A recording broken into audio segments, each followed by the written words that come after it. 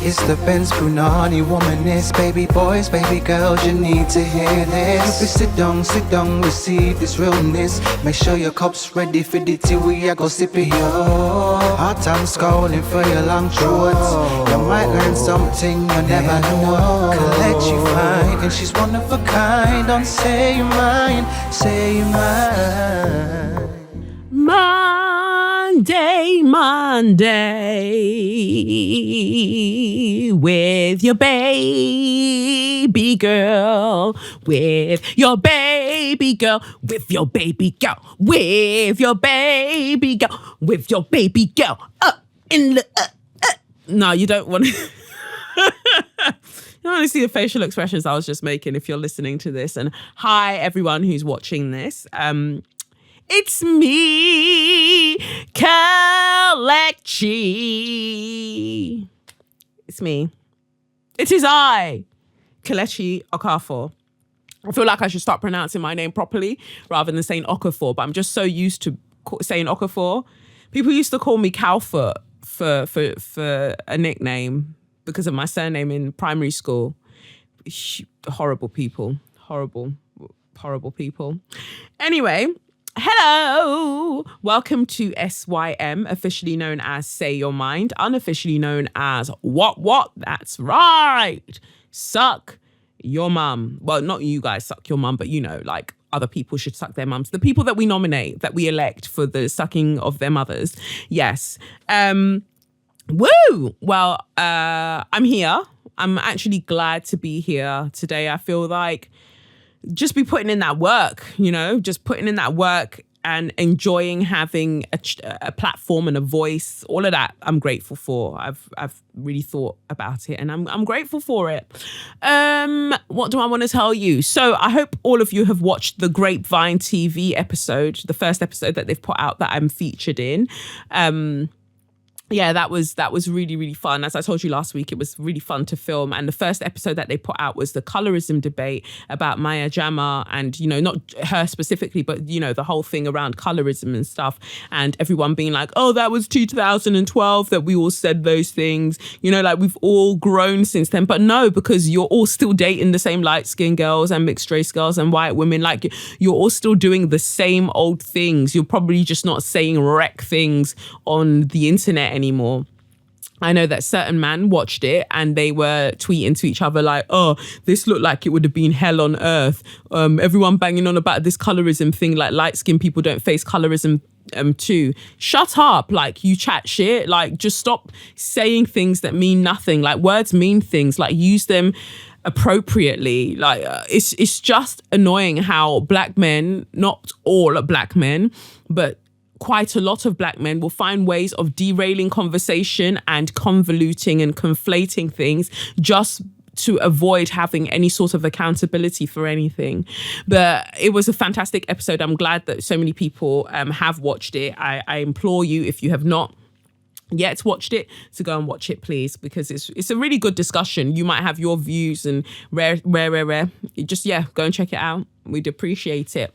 And obviously big up Ashley Akuna. It was wonderful meeting her, like a fellow Nigerian who lives in New York. Like, yes, like she was great. She was great. It was really fun. And I look forward to you all seeing the next episode. I don't know which one it will be, but I look forward to you all seeing it because that'll be interesting. It might actually be one that I'm not in because there were a couple that I chose not to be in because not every day like stretch your throat in it. Like if you don't have a solid thing to say on the subject, why are you there?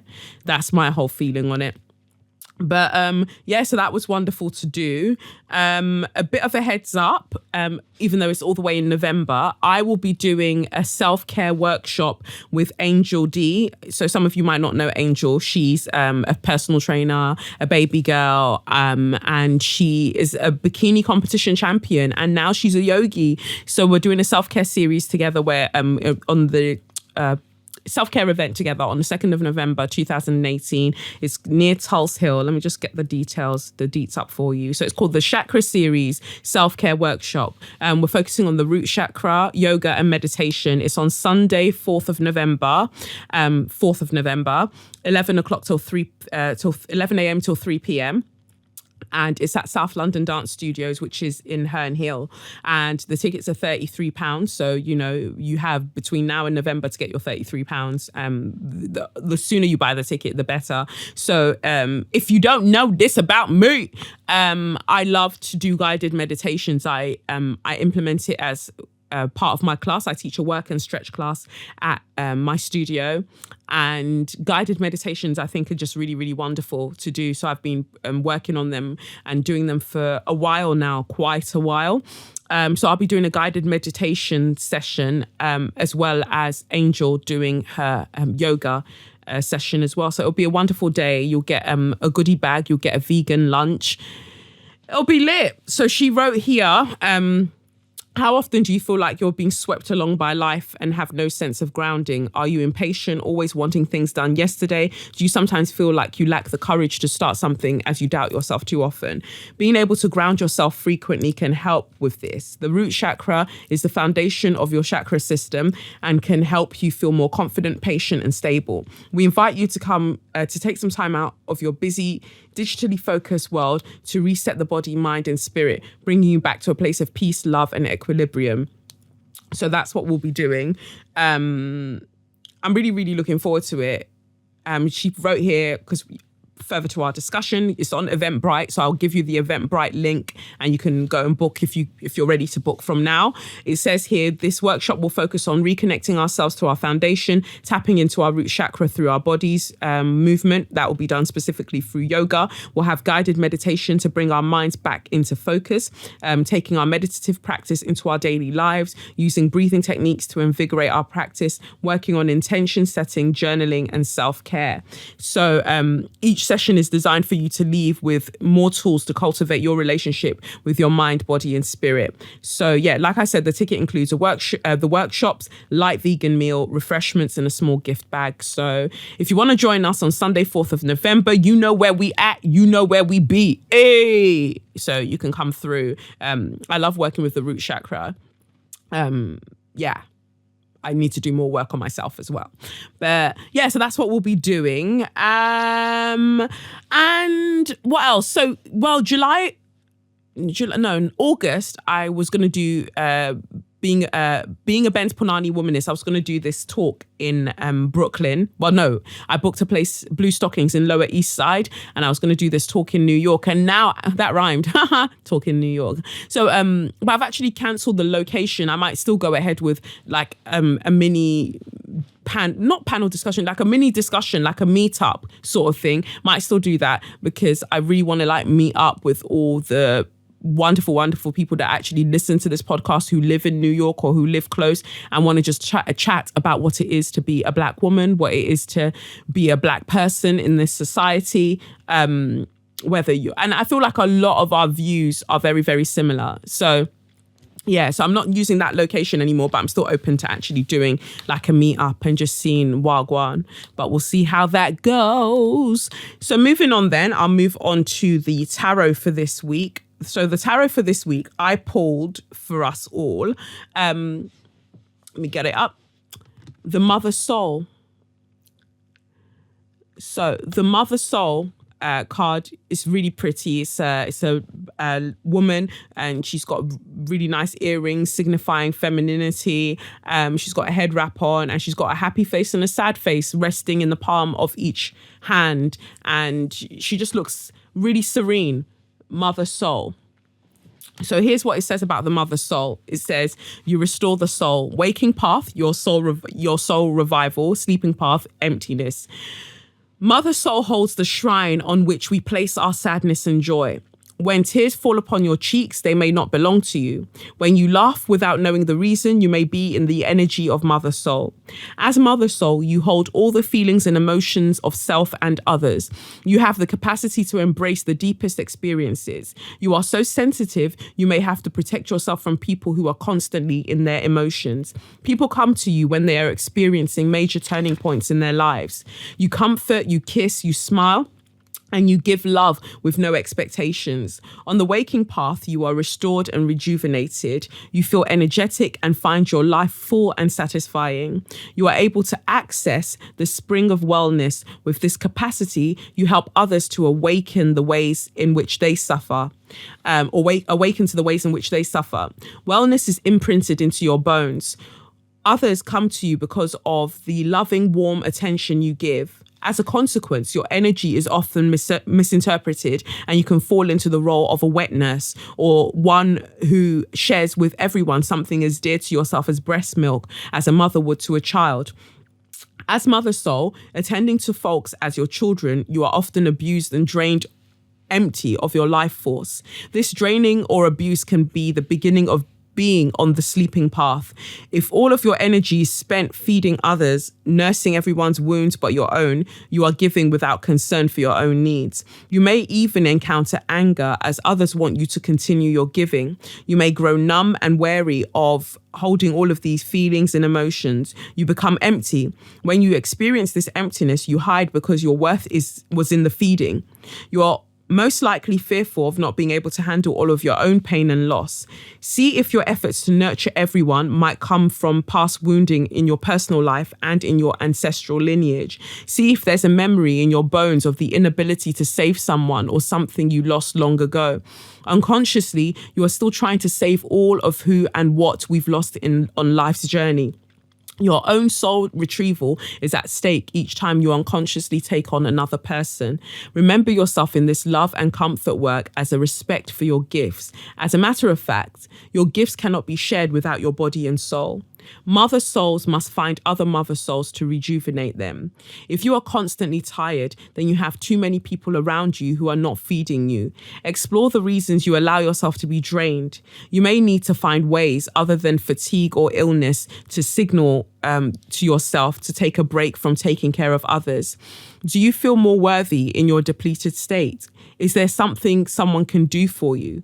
In the end, it may not be necessary that you take on being a mother soul. This role is not for those who do it because it's expected of them. It is for those who recognize the sacred power of soul retrieval as a spiritual path that is reciprocal between themselves and others. That is a word and that is a vibe. So that's from the Black Angel cards. If you don't know about them, they're Black Angel cards. They're by Zenji Earthlyn Manuel. I absolutely love them, and I would recommend that you all just buy a pack and have it at home and just pull, read the descriptions and pull one daily to kind of sense your energies and where you could best serve yourself. I absolutely love these cards.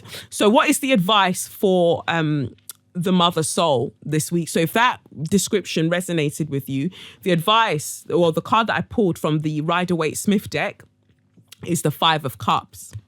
From the traditional Rider-Waite deck, the 5 of Cups. So the 5 of Cups is, we've got a figure. It looks like a man, but it's just a person. It's a person standing and they look solemn. They're wearing a black cloak, and they've got 5 cups around them. 3 of the cups have spilled to the ground. We see that. And 2 of the cups are still standing, but the person has got their back to the 2 cups that are still standing. And there's water. They're facing towards water that's rushing by under a bridge, and there's like a castle or a home in the distance.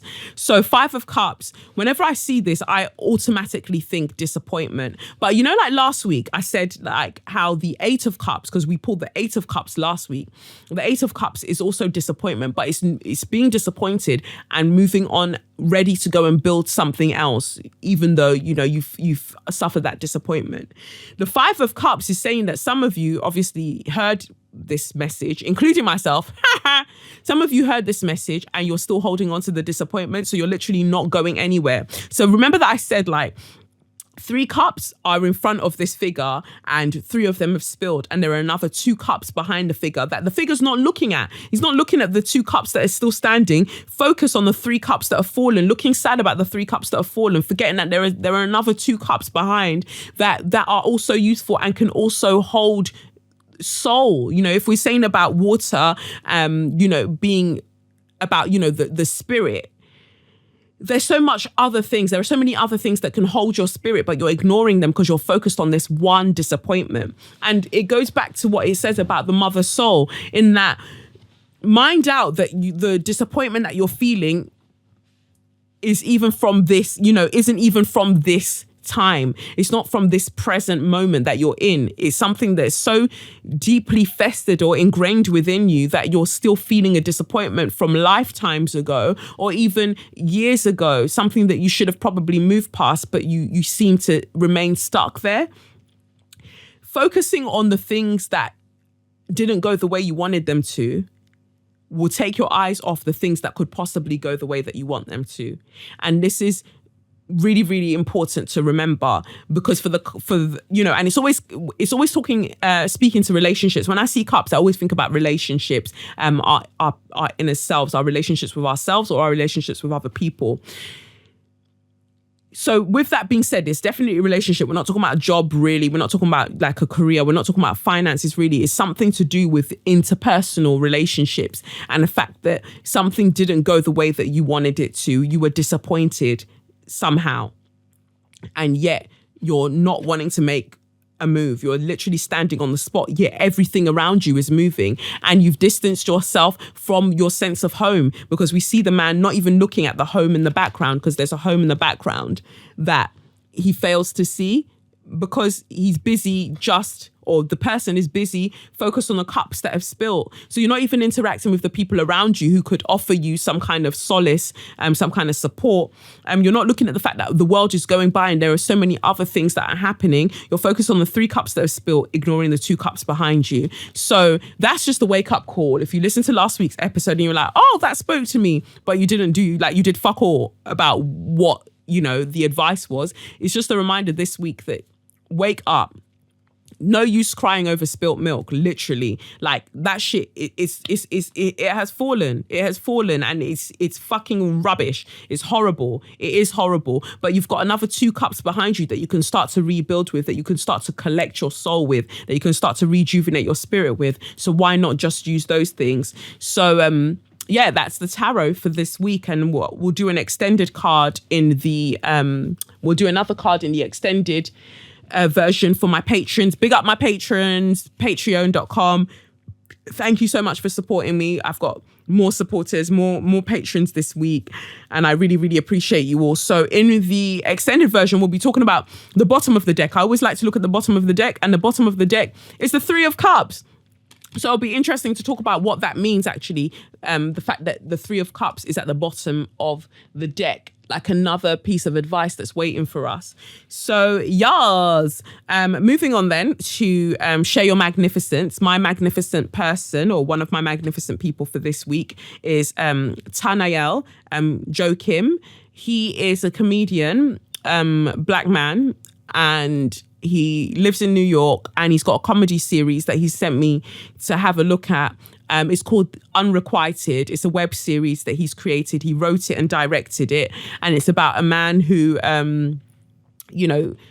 fell in love with a woman, but that love wasn't really reciprocated, and he's really fixated on it. And then one of his articles gets published in the New York Times, and then she gets in contact again, and then his feelings just start doing whoa, whoa, whoa, whoa, whoa. His feelings are just doing anyhow. So I only saw 4 episodes. It was really interesting to watch. I appreciate that people are out there creating content rather than us sitting around going, oh, there's nothing for me to be in. There's nothing for me to act in. That's what I'm always saying.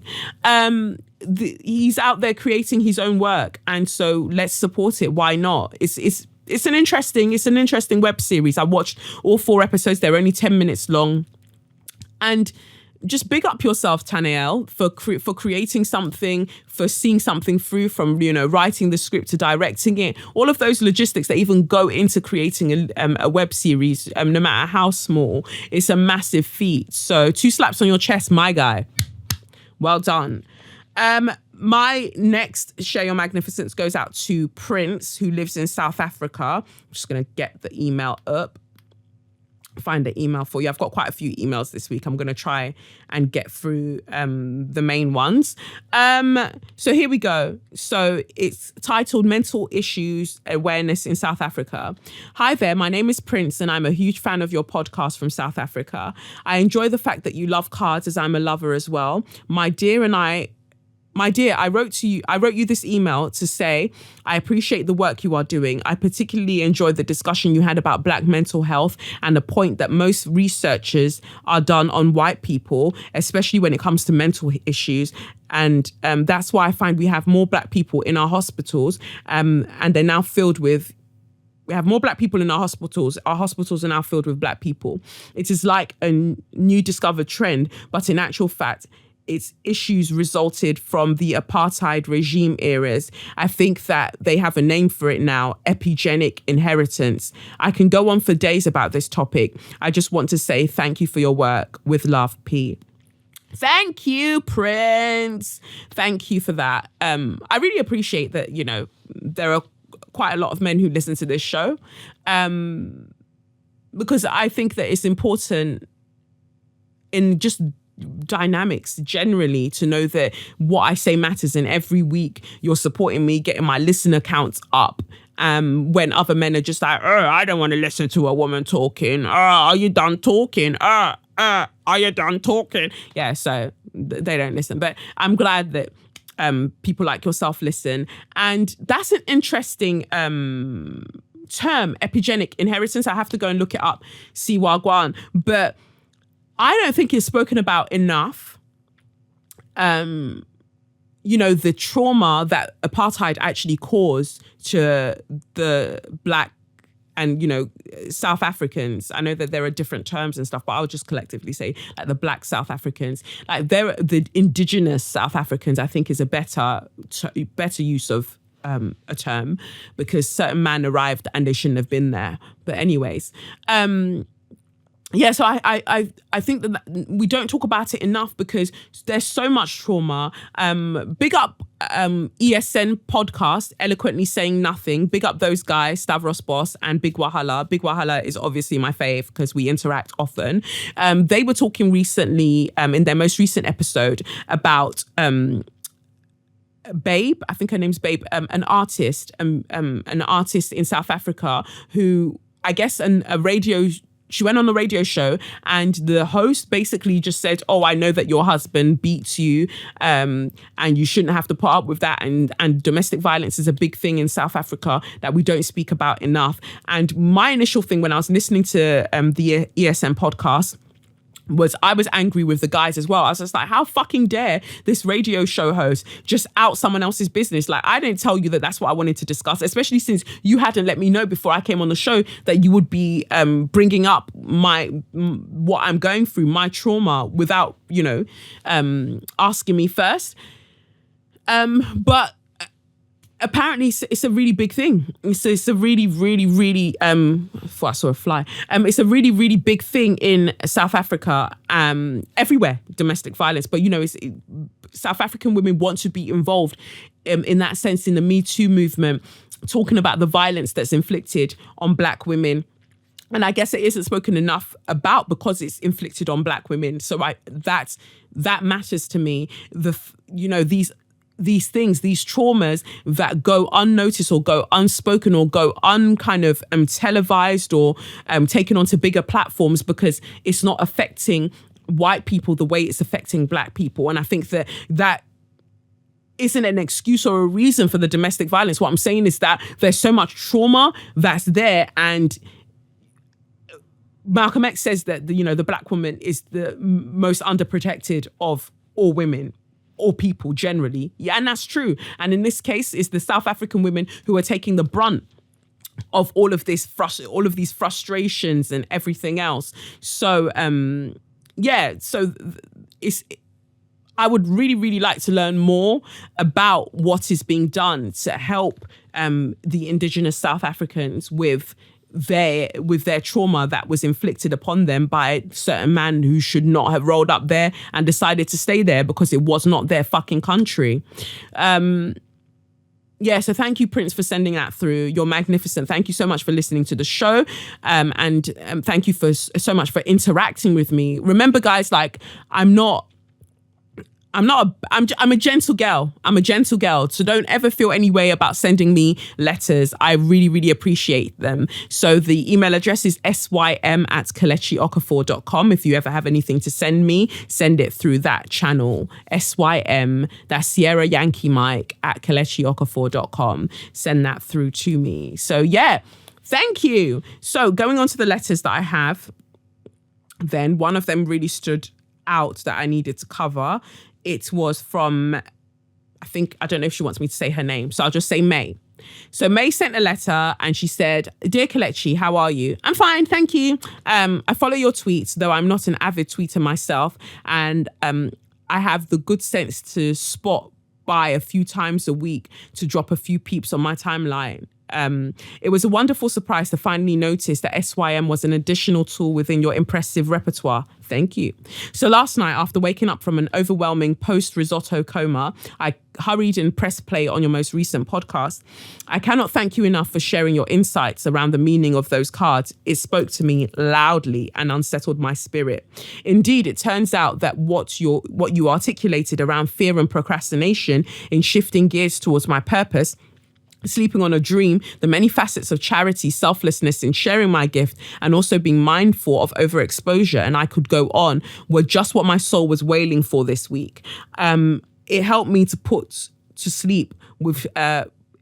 me to sleep with sufficient elements to meditate and reflect on in the morning. And that is exactly what I did.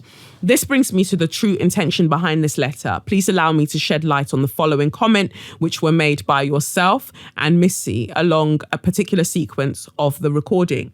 It says here, there is something to be said about Scandal, How to Get Away with Murder in 7 Seconds. All of those black female protagonists have issues with alcohol. Maybe I haven't noticed the alcohol dependency in white characters, but I'm noticing it in black characters, and it bothers me that they're hyper-functional and when they get home, they love a drink. Stereotypes must be true. Maybe there are hidden or subliminal messages. And is it the fact that black women have alcoholic problems? That's not something I've thought about as being out there. And the promiscuity, maybe it's something I'm not sure to seeing, but I don't think it's portrayed by women in those women in those positions. Firstly, I would ask that you excuse any lapses in transcription, as I did my best to gather these words for word. These comments touched me immensely. They brought to shores a personal reticence and vivid fears I have felt towards some black women. And it is important that I do not generalize here to address issues of dependency to substances and behavioral addictions such as sex and eating disorders, etc., some which I have faced in ebbs and flows across my path to womanhood. I'm a 26-year-old black woman. I'm an African from Côte d'Ivoire and see myself as part of the wider diaspora after living in the UK for the past 17 years. You may identify with this or not, but I was raised and whipped to the fear of God. Behaviors that pertain to ungodly conduct, such as alcohol, drugs, sex, was seldom mentioned in my household, unless used to refer to demonic influences or something which belongs to white culture. It is fair to say that I grew up in Abidjan, and this sort of rhetoric tends to be more pronounced in the motherland. Nonetheless, those behaviors were seen and their impact was felt. My father had his own toxic relationship with alcohol, so did his father. And one of my younger aunties was also an alcoholic and a prolific libertine, but her behavior was justified as she dabbled in the devil's prostitution. My mother, on the other hand, battled with stress eating and yo-yo dieting. Often I would hear of uncles, family friends who were cheaters, abusers, and beaters. However, these messages I find were often silenced when instantly combated with religion. Should you look past our post-colonial indoctrination and seek for true causes, therein lie mental health issues, at times severe, and transgenerational transmission of trauma. Just like you, I've been on a therapeutic journey to healing, and it has been the case since 2014. Our differences as black people, especially as women, are far and wide and should also be celebrated. I say this because your comments of discomfort around these characters only highlighted that this type of woman did not belong in your perceptions of reality, while they do with me, at times overtly and in other times and in other times very subtly. I commend you for flagging your concerns as to the real intention of the writers. Yes, we must be wary of hidden agendas so prevalent in the mostly white-led writing creative rooms, but let's not forget the Tyler Perrys who have also helped perpetuate problematic stereotypes through their female characters. The guilt can be shared all around, and I will gladly take a chunk out of that pie myself. I believe that we all, to varying extents, struggle with the internal oppressor when projecting stereotypes onto other Black people based on their differences. For me, the link with these female characters in context, I want to bring your reflection to the environment and backstories which shaped and grounded many of their characters. They were subjected to complex family dynamics, parental validation, traded for achievement through higher education, objectification of early sexualization of their bodies, threads of childhood trauma, savior complexes, external success versus the internal isolation it may bring, high pressure work environment, and the glass ceiling effect, or dare I say the crusty white ceiling, as it only gets whiter at the top, and the ingrained representation of patriarchy with white men as the supposed key holders to ultimate success and validation, amongst many other dilemmas. I bear the painful experience of some of these issues. Oh, how I wish you'd steered your conversation towards the why. Why does it really bother you so much? And which of your own beliefs do these portrayals conflict with? What could be your instinctive bias based on your personal backgrounds and upbringing? What are substance or behavioral addictions really? Just senseless waste of time as opposed to an instant coping mechanism for self-soothing? What are the implications for us as Black women? Remember even Molly from Insecure, her issues with promiscuity are not so dissimilar. Maybe is it that the predominantly Black background makes it easier to digest or normalize? You were very clear stating your encouragement for women's mental health. I would love to discuss more on the above topics with you. I currently work in this field and can see the lack of diversity within the therapeutic world alone. I'm working towards establishing short professional and empowerment retreats for Black women to also widen my perspective on these topics. Your voice is powerful and could be of use to delve into those courageous conversations and help build awareness around these issues. Until we meet, it's all love. Warmest regards, May. So I just shortened your name in case you didn't want me to say the whole thing. That's why I called you May. That's an interesting, it was very long, but it was very interesting to me. Just by the by, I can't fucking stand Tyler Perry. He gets on my fucking nerves. Those who know me know that I can't stand Tyler Perry, and all of his useless tropes about Black women fucking infuriate me. Initially, I found Medea funny, but then when I watched Medea more closely as I grew, I just thought, no, this is actually really, really damaging to the Black woman. Because he's just using it as a vehicle of respectability politics. So that's why I really don't fuck with Tyler Perry. As with the comments that were made about those three series that are on the TV. I'm an actor and I also interact with a lot of writers and directors. I'm an actor-director who interacts with a lot of writers and directors as well. And my issue, as I stated in the episode, was the fact that there are 3 mainstream programs that are out at the moment, 3 of them that are out at the moment, and they basically have the same archetype for all protagonists. If these protagonists are being written by white men, I have a problem with that because I don't want them to create one narrative for Black women. I think that we should discuss alcoholism for Black women. We should discuss various mental health issues and addictions and things like that. We should discuss it, definitely. But it's not for a white man to be writing that because they keep writing the same thing. And it's almost as if they need this Black woman to be broken in order to justify her excellence. I have very close relationships with Black women, Nigerian women who struggle with alcohol, who depend on alcohol. So it's not my place to look down on anybody. I have my own struggles. It's not my place to look down on anybody. I don't have any sort of resistance towards it. I have a resistance towards the fact that 3 series are being funded to give us the same archetype. Chimamanda Ngozi Adichie speaks about the danger of the single narrative. Now, that's my issue. The fact that if you give us this as a single narrative, a singular narrative for all of these shows, that's a problem in itself. You mentioned Molly. Molly can be offset because we have other characters, however problematic they might be within Insecure. There are other characters that she can bounce off. There are other things that she can bounce off. With these women, we don't have that.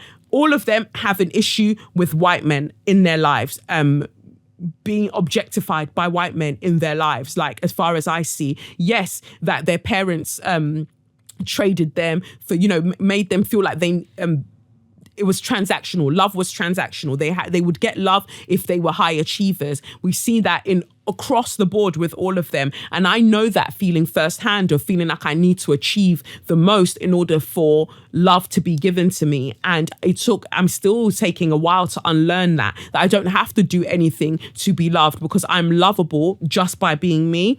So as much as I respect and I appreciate the letter, I think it was off, to be fair, in terms of my views, because my views I tried to make them as clear as possible, with also taking into account that the person that I had on the show at the time, their experience or their way of expressing their experience was very limited or was very, very different to my experience of speaking about these things. So I'm not going to start jumping down their throat. I mean, even with that episode, a lot of people sent me messages like, it's not promiscuity, it's promiscuity. Yeah, but I'm also not in the vein of or in the habit of correcting people when they're speaking, because I feel like it instantly makes them close up or lose their train of thought. So I just try to rephrase it whenever I spoke. That was my focus, rather than just going, oh, babe, it's promiscuity, not promiscuality, or this new word that you've made up. But at the end of the day, we all understood what she was saying. So I'm not going to take the conversation further when there are other ways for that conversation to go, as you've rightly pointed out. I definitely think that the retreat should happen, because we are not a monolith. We say this all the time. Black women aren't homogenous. We all have our experiences and we all have our things, and we should be supported and seen in all of our glory and all of our weaknesses. I think that that's important. So I hope that clears that up. Moving on to my next letter, nice and quickly. My next letter, who was it from? Who should I go to? Am I in the wrong inbox? My next letter, I'll go to... I'll do Aksana's letter next week. And I'll go to Nikki. I'll read Nikki's letter. Dear Kelechi, first of all, I wanted to acknowledge the grief of your miscarriage and send you healing and love energy. I applaud you for still showing up in the world as the baby girl that you are, especially when you don't feel like it. 2 slaps on your chest. Thank you, Nikki. Just slapped it. I've been meaning to write to you for ages, ever since I came across your channel via Sincerely Owasa and binge watched episodes like one does after having discovered a hidden gem on Netflix. I had no choice but to become a Patreon, and I'm gassed that you'll be having a live episode. I can't wait to be there. In case you hadn't already guessed it, you're my share, your magnificence. I'm embarrassed that I've not written to you sooner, as I know that it's incredibly important to give credit where it's due, especially to fellow Black women who are too often slept on. I can't begin to tell you how much your content has enriched, educated, and entertained me. You truly are a gift, and it's not an exaggeration to say that observing you on your various platforms is forcing me to show up in the world unapologetically as my truest self. So I want to say with all of my chest and unreserved, thank you. You will never know how many lives you have positively impacted, and I can't wait to see more of your magnificence. You are really doing bits, and you're only getting started. Love, Nikki. Thank you, Nikki. 2 slaps on your chest. Thank you, Nikki. No, I love that. Like the best part, let me tell you, like the best part of making this podcast, or the best part of even being on social media, is being able to feel love and give love to other Black women. Like, if it wasn't for that, like, shout out to the Black men, cool. But if it wasn't for the Black women, none of this social media shit would be worth it to me. Like, my life has been so deeply enriched. I say this often, by the fact that I have discovered so many Black women that I would otherwise not have known of, had it not been for the fact that I put myself out on social media and I was saying the things that I wanted to say, and they were like, rah, that resonates with me too. It makes the world feel like a safer place. And And I cherish that. I cherish you, Nikki. I cherish every fucking woman, regardless of race, that listens to this podcast. I cherish every single person, regardless of gender, that listens to this podcast. But my biggest shout out goes out to every single Black woman that listens to this podcast, because you know of the individual struggles that we go through, and the very racialized and gendered struggles that we go through as Black women, and you're still showing up for another Black woman. I appreciate you greatly, and may the universe just give you everything that you desire that will uphold your higher self in abundance. Like, you are my real G's. You are my actual real G's. And I might even cry in December when this podcast is done, because I will miss the fuck out of the lot of you. I mean, I know I'll interact with quite a few of you, but generally I'll miss the lot of you. So yes, thank you, Nikki. Thank you, May. Thank you, Prince. And thank you, Tanael, for just being wonderful people. I appreciate you. Moving on to So You Mad then. Let's just jump into So You Mad. So You Mad this week is Hackney Police. Hackney Police are very, very mad. Hackney Police are incredibly mad. Like, the madness that is doing them. You know, you already all know that I have an issue with the police. Not because I'm anti-police, because that's what people love to throw about, that you must be anti-police. Well, if the police aren't doing their fucking job, then yes, of course I'll be anti-police. Like, do what you're there to do, to actually look after the public, and do it in a way that's respectful to marginalized communities. Stop being dickheads. So anyway, on Twitter this week, or last week, Hackney Police started moving mad to Hev. Hev, her at on Twitter is Issa Hev. That's ISSAHEV. So Hev was trying to go through, I want to say, what Hackney station was it? Hackney Central. She was at Hackney Central. She was trying to go through the station, and the police were there, and they'd put up a makeshift metal detector. And so they tweeted and said, officers are deployed across Hackney targeting violent crime using a variety of tactics to keep you safe. Currently at Hackney Central, and will be patrolling various locations assisted by British Transport Police London. They've hashtagged it, stop and search, hashtag stop knife crime, fucking dickheads. And then they said, so Hev said to them, so this explains having to walk through a metal detector yesterday to get on my train. It's basically blackmail. If you don't go through it, you can't travel. What grounds do police have to do this? This was what Hackney Police said back in the first instance. Keeping you safe, and I'm reading in that tone because this is legitimately the tone that I envisage them saying it in. Keeping you safe isn't blackmail, Hev. I'm sure our presence didn't delay your journey either. So what is your issue? Deterring most serious violence and the use of weapons is one of our key aims. The detection arches assist in that. Hackney Police, who the fuck are you talking to? Like, why are you being so loud? Who are you raising? Who are you using your outside voice to talk to? And are you mad? So it goes on. Then they go, there's no requirement to go through the arch. You can simply walk around it or take one of the other exits. A lot of people stopped and spoke to my colleagues yesterday, giving us the thumbs up for conducting such operations. They really didn't have an issue walking through. I wonder why they didn't have an issue walking through. Probably because they were all the colour of mayonnaise. I don't know. But the fact of the matter is, somebody has had an issue walking through it, and you're giving them a lot of attitude. And I don't really understand why, like why your neck is cricking to the side and you're getting awfully rude on Twitter. So Hev said, walk around it where? There was too small a gap between about 7 policemen looking intimidating. Let me post a picture below of how small the gaps were. And also, what's the point in a metal detector if you don't have to walk through it? Hev is just coming with the common sense, because you know I have to walk through it, but you're pretending. You're acting brand new like you don't know. And that's just very, very wild to me. So then Hev posted a video showing the tiny gap that they're claiming that you could have just walked. Like, this gap is so tiny. I don't know who's fitting between that gap. Like, there's no one fitting between. There's no one that's able to fit between. No, nobody can fit between. Nobody can fit in that gap, because no. So Hev posted a video and she said, gaps either side being blocked by 2 policemen bodies and feet. Definitely an intimidation tactic, forcing everyone to go through, even against their will. I'm black. Police kill black people for doing less than arguing about metal detectors. And Hev, that is a motherfucking truth. You're telling me I don't have to walk through the metal detectors, but my black skin says, nah.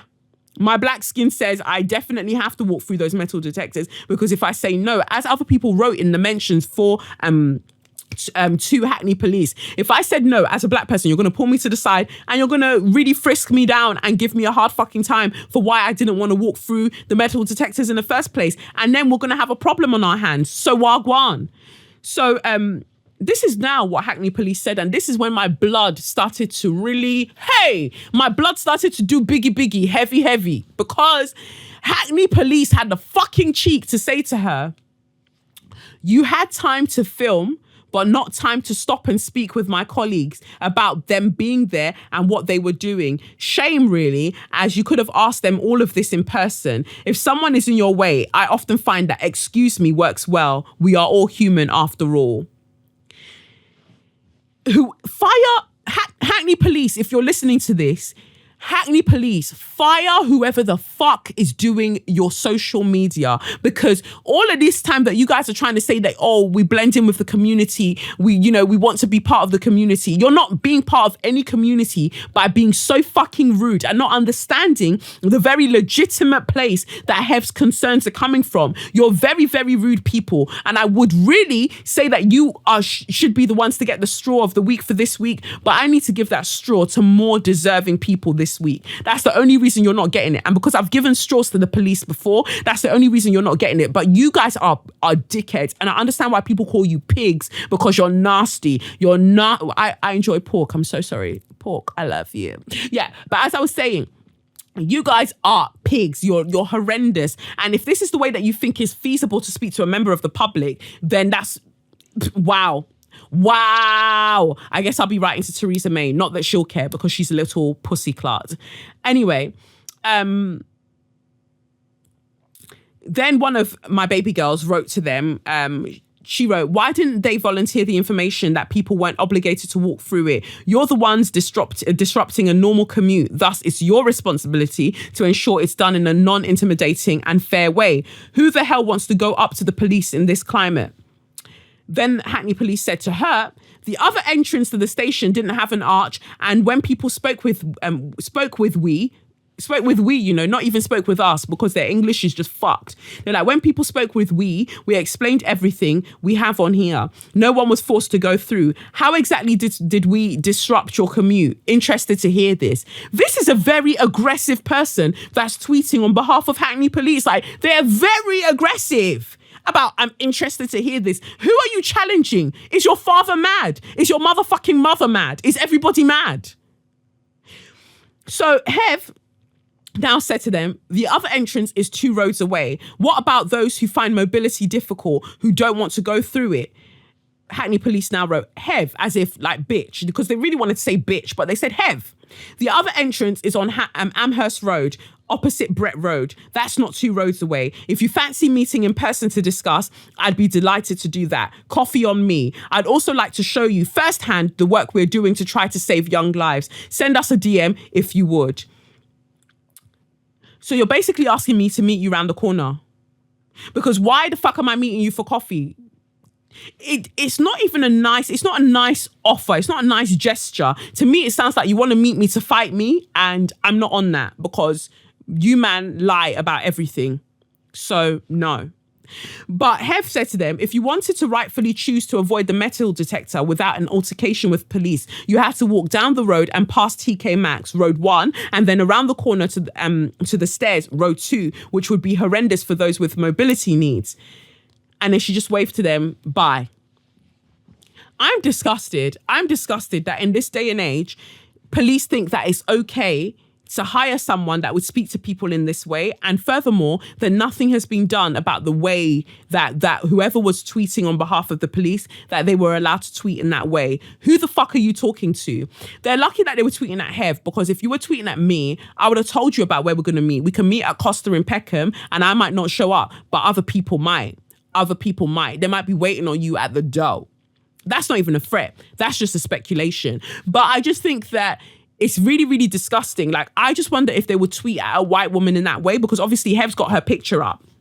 Would you tweet at a white person in that way? I don't know if you would, but you feel like it's definitely okay to tweet at a black person in that way, and that's really wild. I might have said black woman in this, and I don't know how what Hev's pronouns are. I should have checked, but apologies if I misgendered you. Really sorry, but yeah, I just think it's wild. I think it's disgusting. Hackney Police, although you're not the official straw of this week, you can all suck your mums collectively. Your mum being Theresa May and your mum being Elizabeth Regina. You can go and suck her vagina as far as I'm concerned, because you're all dumb bitches. Anyway, my next So You Mad goes out to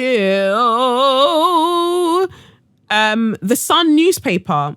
The Sun newspaper are pussy cluts, and also Sky Sports or Sky News, whichever one, they're also pussy cluts, because all of you, man, refuse to leave Raheem Sterling alone. Raheem Sterling is a football player. I think he plays for Man City, but also he's on the England squad, which has been led by, what's that man's name now? It's gone out of my head. He'll come back to me. Anyway, let me get back to that. So Raheem Sterling got a tattoo of a gun on his leg. My guy gets a tattoo of a gun on his leg, and everybody starts losing their fucking mind. It was Sky Sports. So Sky Sports have been forced to apologise to him because Raheem got a tattoo of a gun on his leg. He posted it. The Sun newspaper decided that they were going to make it front page, and they were like, oh my God, there have been calls for Raheem Sterling to be removed from the England squad because he went and got a gun tattooed on his leg. There are people who have suffered gun crime and violence in this country, and they think that it's really disrespectful that he went and got this tattoo of a gun on his leg. First of all, fuck all of you. You're all dickheads. Fuck you. Fuck the media for constantly targeting black men and not allowing them to live, especially Raheem Sterling. Like, you man will not let this guy rest. If he goes and buys a chocolate bar, cheapskate Raheem Sterling buys just one chocolate bar. He takes his fiance, his black fiance, he takes her on holiday. He's spending money on luxury holidays. What the fuck do you want him to do? Why can't you leave the guy alone? Why can't he just live his best life? Like, what's your fucking problem? Why can't black people just be allowed to do black people things and you leave them alone and mind your fucking business? Why? If it's not Stormzy, it's Raheem Sterling. If it's not this black person, it's this black person. What is wrong with you? This coming from the same people who love off the Cray twins, who love off Lock, Stock and Two Smoking Barrels. You love off all of these in East End gangster shit. But the moment a black guy gets a tattoo of a gun on his leg, you start frothing at the mouth. You start frothing at the mouth. If you put that same energy, if you put that same vim into seasoning your fucking pie and mash, we would not be in this situation, you dickheads. Dickheads. I'm so infuriated by it because black men cannot win for losing in this country, in this world. He's out here representing your fucking country that hasn't won a World Cup since I don't know when the fuck. You haven't won a World Cup since I think like my mum was 2 years old. And that's how long you haven't won a World Cup. Yet you have all of this vim and all of this energy to be talking about people should get dropped from your squad. You know what? If I was Raheem Sterling, I'd say, fuck all of you, man. I don't want to be on your squad anyway. I don't want to play for you because I can't come and kill myself for a country that also wants to kill me. Fuck you all. I don't want to play. You should be glad. You should be grateful that he's blessing you with his talents. But no, instead you want to get rude. Talking about, he's got a gun on his leg and this woman whose son died from a gun violence attack or whatever, she's disgusted. But people can tattoo whatever the fuck they want onto their bodies, because you don't complain when people go and get tattoos of skulls and whatever else on their body. I personally wouldn't tattoo a gun on my body, but I don't own Raheem Sterling's body. And I think this is the problem that a lot of white football fans have, that they feel like they own black players, because the moment they don't do what you want, you start calling them a fucking monkey, or you're referring to their penis, or you're doing whatever the fuck. It's disgusting. Stop it. You don't own anybody. Calm the fuck down. So lovely Raheem Sterling went on Instagram and he basically tried to explain why he got the tattoo. And I think he put, on Instagram, he wrote a post and he said, I made a promise to myself that I would never touch a gun in my lifetime. He basically said that he got the tattoo because his father was shot dead in Kingston, Jamaica when he was just 2 years old. So he was just like, he would never touch a gun in his lifetime. And the reason that he has a gun on his right leg is because he shoots with his right leg. So like shoot, brap, brap. So it makes sense. It's metaphorical. It's metaphorical. Yet you all have a problem with that. Now, the biggest problem comes from the fact that then Sky Sports decided to doctor his post, his Instagram post, and they added the word again. So basically they wrote it and it says, I made a promise to myself I would never touch a gun again in my lifetime. Why did you add the again? And this is the thing. You can't tell me that these news outlets aren't aware of what they're doing. Like, you're creating a separate narrative to the actual lived experiences of these black people, specifically these black men, and you're trying to make them gangsters and criminals when they're not. They're just utilizing their talents and living their best life. And you know what? They have feelings, they have emotions, and they have trauma themselves. And he never said again, but by you adding again, you're implying and inferring that at some point he did touch a gun. And for that, you are disgusting, disgusting scum. You are disgusting people to do that to someone, because now you'll be shocked when tomorrow they're like, you know what, I don't want to do any interviews with Sky Sports. Oh, why? What did we do? Oh, you know what you're doing. You know what you're doing. And this is why I say, like, all of these dog whistle things that are done against black people. If you're a white person that listens to this show, I ask you to be more aware. Please be more aware, because it's not an accident. It's not an oversight. People are doing these kind of things to add to the culture of consent, of criminalizing black people. The more that you read it and you take it on as normal, you'll feel like it's okay when they said, oh, we shot this black person in the street because we assumed that they were a criminal. You'll be like, oh, well, I fucking assumed that they were a criminal too, so I don't really mind that they shot them. They probably deserved it. No, they don't. Their life is just as valuable as yours, if not more. But their life is just as valuable as yours, so they don't deserve the violence that's inflicted upon them, and then for it to be normalized, like, well, they would have probably committed a crime anyway. So Sky Sports can also suck their mums. I should have just not had a So You Mad this week and just had a massive suck your mum straw of the week session. But I'm really, really disgusted that people think that it's okay to do things like this. Oh, anyway, moving on to straw of the week. Straw of the week, aka suck your mum. So my straw of the week, my first straw of the week, goes out to two human beings who I don't actually know their name. I'll probably, well, one of them I might see them again, but the other person I probably won't see them again. I won't even remember what they look like. So my first straw of the week goes out to a man that I encountered at the gym today. So today's a Friday that I'm recording this. I went to the gym earlier on today, and I was training as I do, like a baby girl. And I finished training, got my shit, and I was leaving the gym. So I've left the gym now, and Pure Gym. I've left and I'm walking through the car park, and I've got my earphones in, and someone's scuttling by the side of me, like proper, like rushing to walk by the side of me. So they're going, hello, hello, hello. So I take my earphones off and I'm like, yeah, hi, what? And he goes, oh, hi. A black guy. I saw him training. I saw him trying to catch my eye. Don't look at me. Go away. So, so I'm walking at my normal pace. And if you know how I walk, I march when I walk. Like, I'm like, boom, boom, boom, boom, boom. So I'm walking fast now, and he goes, please, please, please, I haven't finished my session. These times I'm halfway into the car park, like I'm proper into the car park. So you left your session, your training session, to follow me outside into the car park. He's like, I haven't finished my session. Can you slow down? I said, no, I can't slow down. He's like, oh, because I just want to talk to you. I said, no, I'm not interested. I have a partner. Now, this is the first thing that I dislike. That when women have to tell guys that they're not interested, they have to say something like, oh, I've got a partner. Is it not enough, or I've got a boyfriend, because they don't even want to hear partner, but I've got a boyfriend, or I've got a fiance, or I'm married, something. But you have to justify that you're owned by someone else in order for them to leave you alone. But more time, they don't even leave you alone. And that's what happened today. So I've said, look, I don't want to talk. You should get back to your gym session. I've got a partner. And he goes, what? So because you've got a partner, you can't have friends. Are you Winnie the Pooh? Are you Winnie the Pooh? And do you go around Sherwood Forest? I think that's where Winnie the Pooh lives. But do you go around Sherwood Forest gathering friends? If you do, here you go. I'm not Tigger, and I'm not Eeyore, and I'm not Piglet. I don't need more friends. Like, I've got enough friends. And if I was going to make friends, this is not how I make friends. You know nothing about me. Why would you want to be my friend? Honestly, like, why would you want to be my friend?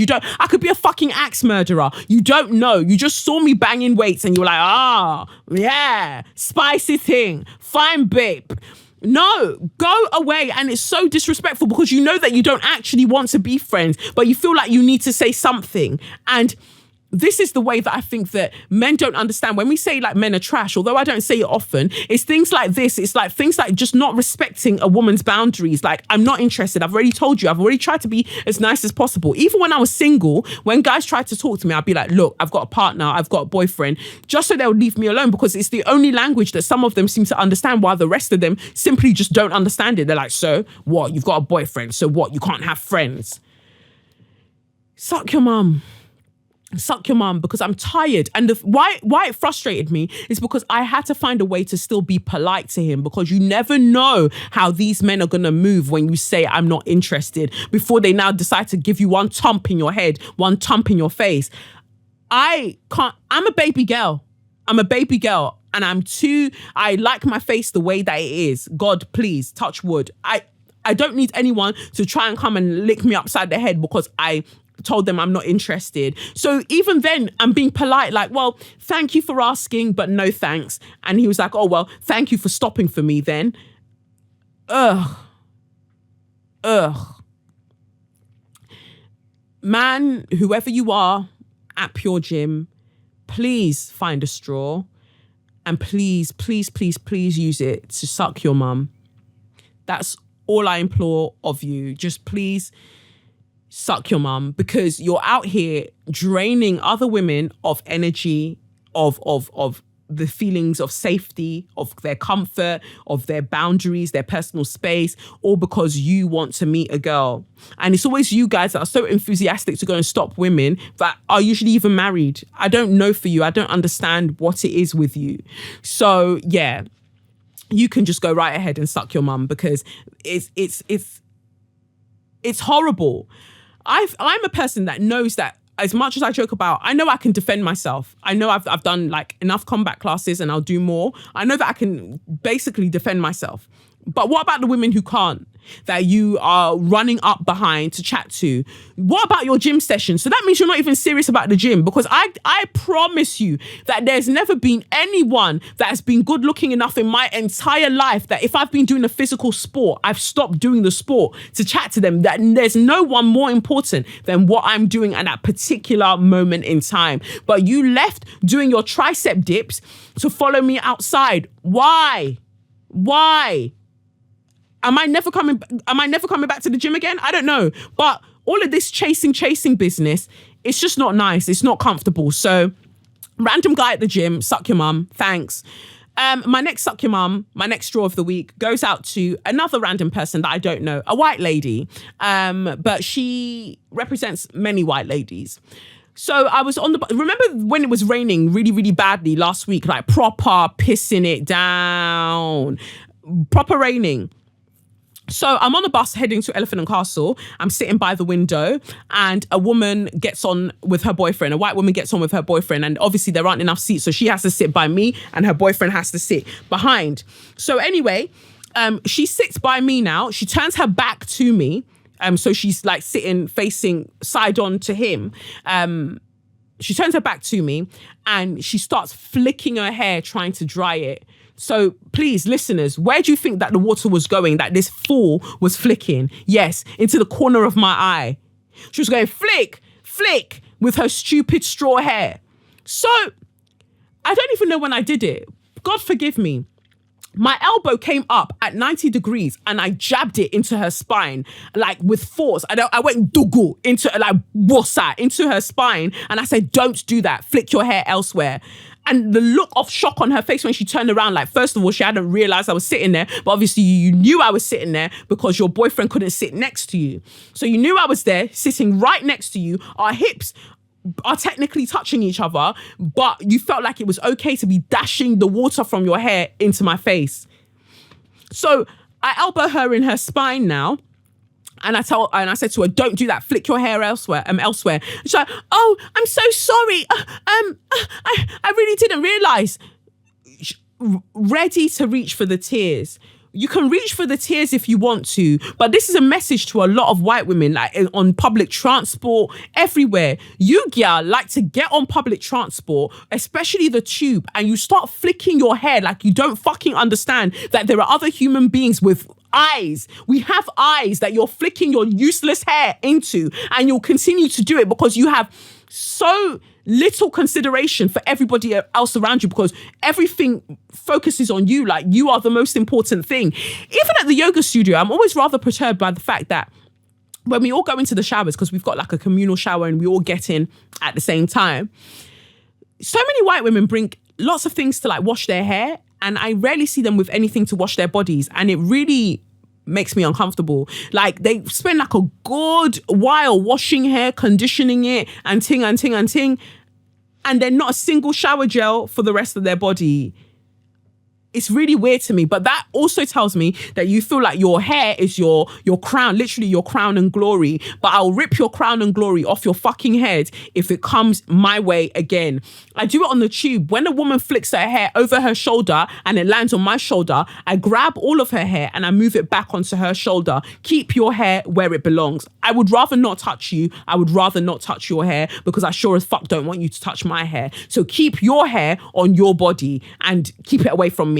So to that woman, she gets a straw, because don't act surprised that I elbowed you in your fucking spine, because you should not have been flicking your fucking dirty hair in my eyes in the first place. Her boyfriend wanted to get up like he was going to do something, and I was like, look, touch a button now, like you will get it. I've been looking to fight someone. Sit down, Rupert. You don't want it either. Nobody wants it with me. At the same time, anybody can get it.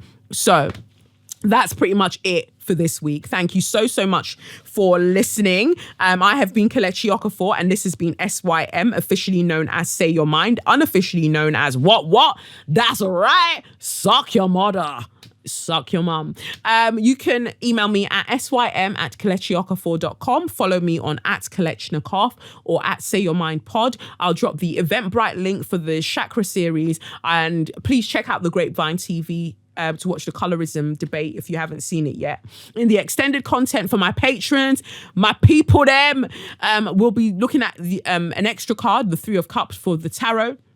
Deconstructing that, analysing that, and we'll also be talking about an article that was written by an Igbo girl, or an Igbo woman, I should say, that's called, let me find it, the title of the article. Her name is Ara Ilo Abu, let me say that again, Ara Ilo Abuji Chukwu.